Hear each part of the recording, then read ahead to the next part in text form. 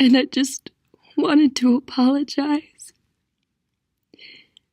to Mike's mom and Josh's mom and my mom. And I'm so sorry to everyone. I was very naive. And I'm so sorry for everything that's happened. Because in spite of what Mike says now, it was my fault. Because it was my project. And I insisted. I insisted on everything.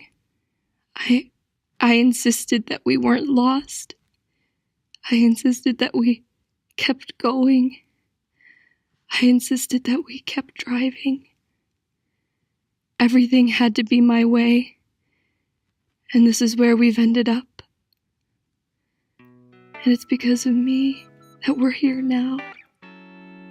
Fasted, disconnected, and alone.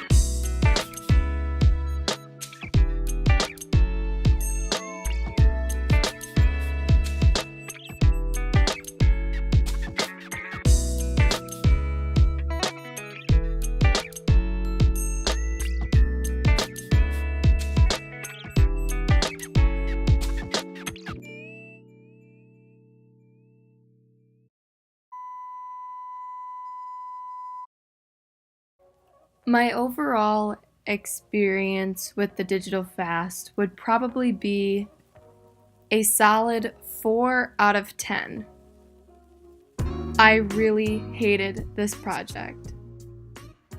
Now let me expand on that just a bit more.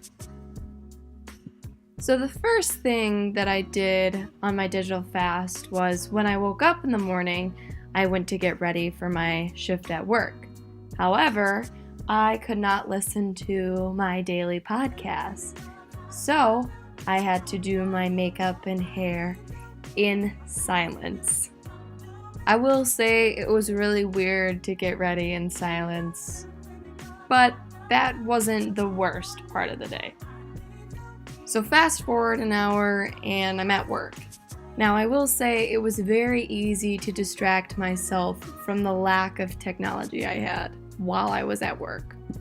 Alright, so I'm about 5, 6, maybe 7 hours into the digital fast after my shift at work. It's fine. I'm doing great. Absolutely no worries. I'm not even gonna check my phone. Don't know where my watch is, my laptop's put away. Now this was probably the weirdest part of the digital fast.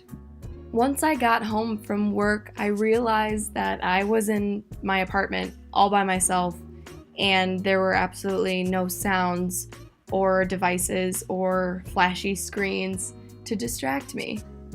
So I ended up sitting on the couch for at least an hour or two, and I had to read a book because at least reading a book was able to put sounds in my head to distract me from the utter silence going on.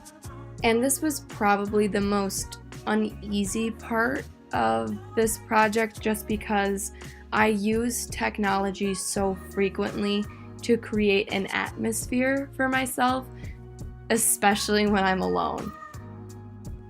I felt a lot like Titus when he initially had his feed hacked into. When he said that he was just lying there and couldn't play any of the games on the feed and couldn't chat anyone and couldn't do a thing except look at the stupid boat painting. I felt the exact same way. I couldn't help but just sit there on the couch and realize the lack of stimulus.